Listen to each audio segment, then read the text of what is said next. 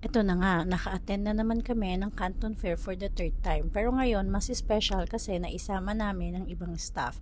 Iba talaga yung experience kapag sama-sama kayo. Mas marami kayong nakikita, mas maraming ideas ang napag-uusapan, at mas nagiging aligned yung vision ng team.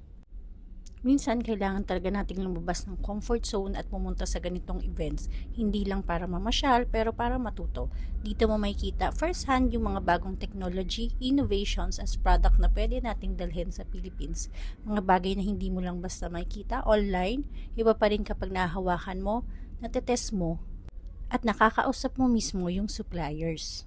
Sa totoo lang, sa panahon ngayon, halos lahat ng manufacturing nasa China na. Kaya kung gusto mong maging competitive sa business, kailangan mong sumabay. Hindi pwedeng stuck ka lang sa dati mong ginagawa. Kailangan open ka sa bagong ideas, bagong products, at bagong paraan ng pagnenegosyo.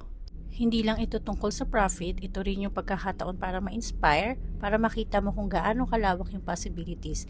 Minsan, isang product lang, isang idea lang, pwedeng magbago ng direksyon ng negosyo mo.